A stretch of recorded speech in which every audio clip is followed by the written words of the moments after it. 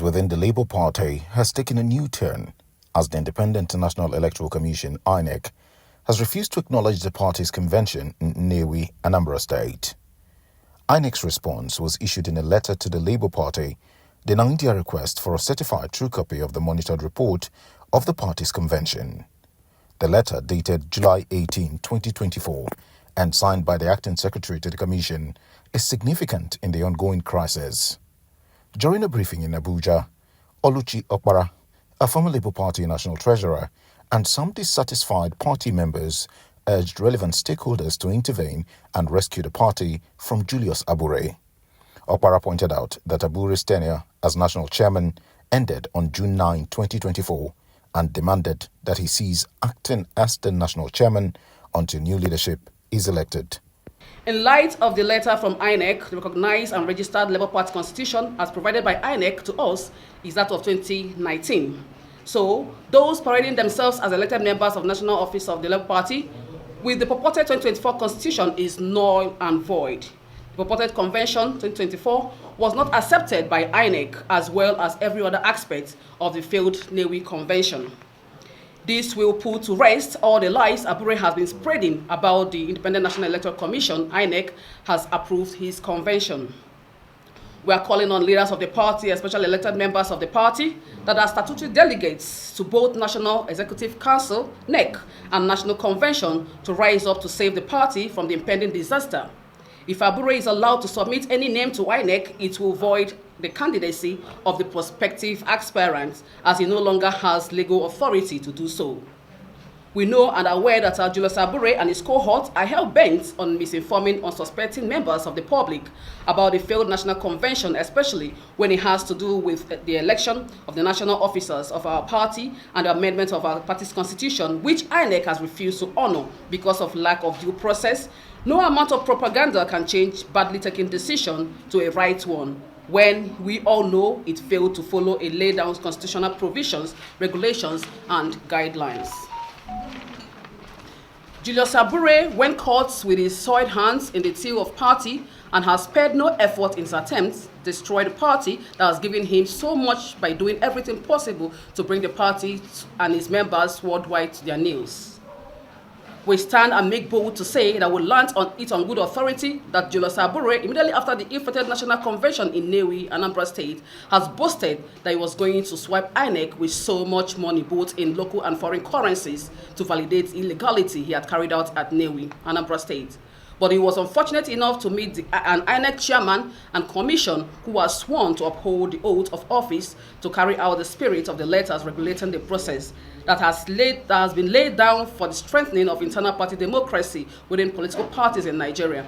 Ever since then, Abure has been running from pillar to post to make certain that INEC, which boycotted his ill-fated national convention at Nnewi and did not monitor or observe the proceedings at the convention, recognizes and validates his illegal national convention.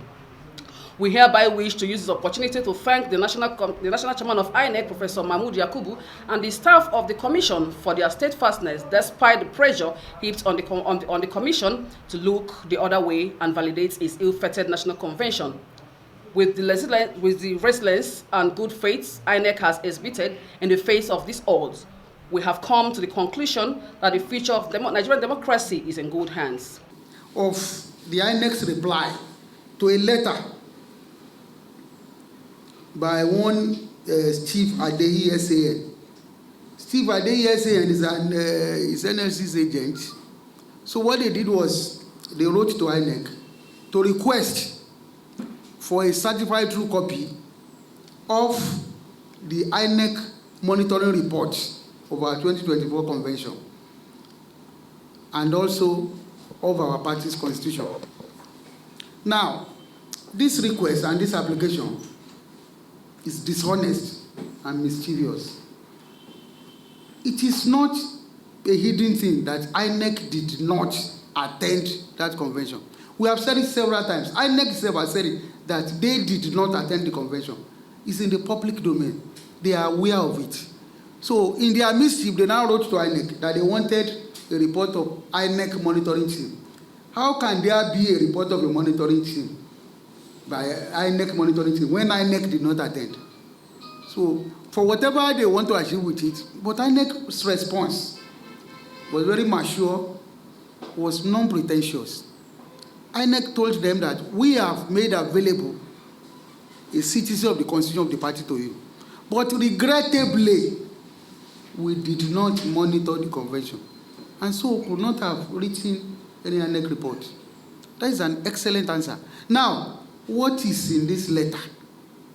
That people, other than INEC has said that we have made available to you the party's constitution, but we couldn't have written, that's why they say regrettably, we couldn't have written a report of a monitoring team when we did not monitor. So that is clear, and I don't see any ambiguity in that letter. But because of their mischief, because they want to lash on to anything in order to attack the party, so they have imported what is in that letter, in what is not in that letter, they are importing it to the letter. They have said that INEC rejected the convention. Did INEC ever say that? INEC only said that we did not attend, so we couldn't have written a report.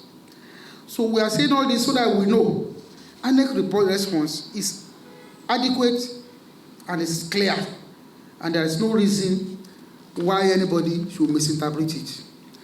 Now, that was why we have said that that request and that application is dishonest, it is mischievous, and it's manipulative. Now, we have to go to the question. Did the non-attendance of INEC, did it invalidate that convention? The answer is capital no. The law is clear on the monitoring of political parties. And this is clearly stated in sections 82 and 83 of the Electoral Act 2022. Now, these sections started with, let us start with section 82.1. Section 82.1 talks about giving of at least 21 days notice to INEC of any meeting, congresses, or convention at which the party is going to either elect or remove anybody. It talks about that notice, and that is clear. Now, that's 82.1. 82.2 now said that the commission may, with or without prior notice to the political party, attend and monitor. So INEC knew that they were not under any compulsion to attend. The law did not say they should attend. It only said that we should give them 21 days notice. So they knew they were at liberty, either to attend or not. So when there was so much noise and there was so much fake news all about, INEC said, okay, we did not have to attend. It did not invalidate the meeting.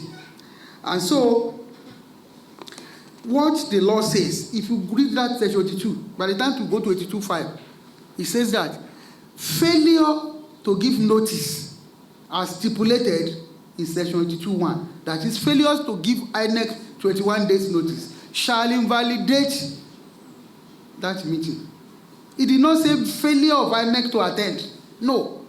It only said failure to give notice shall invalidate. He gave long notice to INEC. Our notice to INEC was given to them 4th December 2023. So they had ample time and opportunity to prepare. We also gave notice of the change of date and change of venue. It is adequate. INEC is not complaining that they did not have the adequate notice. But that is why INEC said in their letter that regrettably we did not monitor.